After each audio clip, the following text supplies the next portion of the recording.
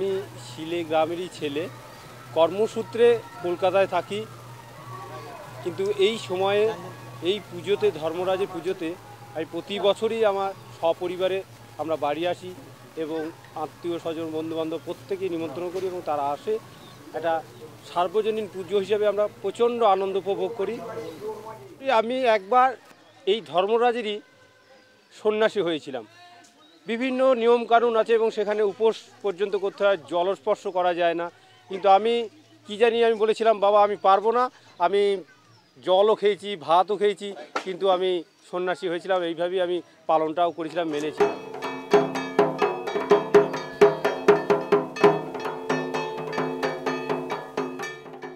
ধর্ম ঠাকুর বা ধর্ম দেবতা যখন বলছি, এই দেব শব্দটার অর্থ হলো যার মধ্যে বিশেষ গুণ আছে।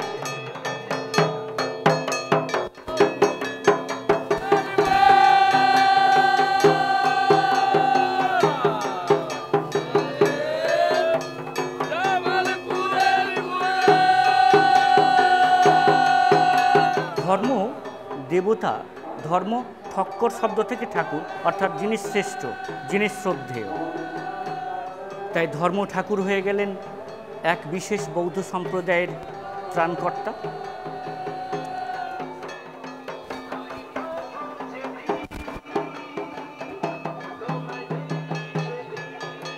প্রথমে ধর্ম ঠাকুর কে বোঝার আগে আমরা যদি এইভাবে দেখি, মানে কোন কোন মানুষজনরা এর পুজো আগে করেন, তাহলে দেখা যায় যে বেশিরভাগ মানে এই ভাগীরথীর পশ্চিম পার থেকে ছোটনাগপুর অঞ্চল পর্যন্ত যে বিস্তৃত ভূমি, সেখানে বসবাসকারী কামার, কুমোর, তাঁতি, জেলে, বাউরি, বাগদি, মূলত এরা এটাকে পুজো করে।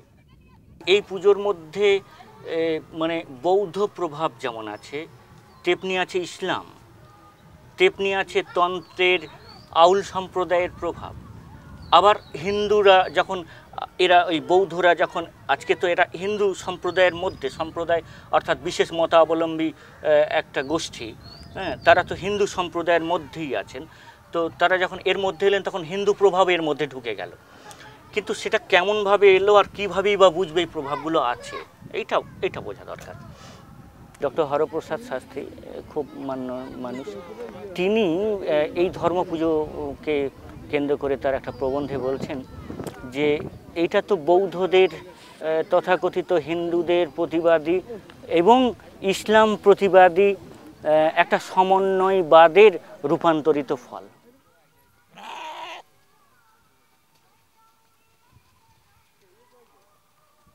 বুদ্ধং শরণং গচ্ছামি, ধর্মং শরণং গচ্ছামি, সংঘং শরণং গচ্ছামি। এখানে বুদ্ধ, ধর্ম এবং সংঘ তিনটে শরণের প্রশ্ন আছে, এটাকে ত্রিশরণ বলে। তো বুদ্ধত্ববাদ, সংঘ মানে দল, একটা ইনস্টিটিউশন, সেটা বাদ, পড়ে রইল শুধু ধর্ম। এই ধর্মটা ঠাকুর হয়ে গেল, কোনো একটা বিবর্তনের ধারায় ধর্মটা ঠাকুর হয়ে ধর্ম ঠাকুর, পালিতে সেটা ধম্ম ঠাকুর, সংস্কৃতে হলো ধর্ম। আর কোথাও কোথাও বা এটাকে মানে ধরম পুজো বা ধরম ঠাকুরের পুজো বলা হয়। এই ধরম শব্দটাও ভাষাগতভাবে ভাষা বিজ্ঞান এটাকে সাপোর্ট করে।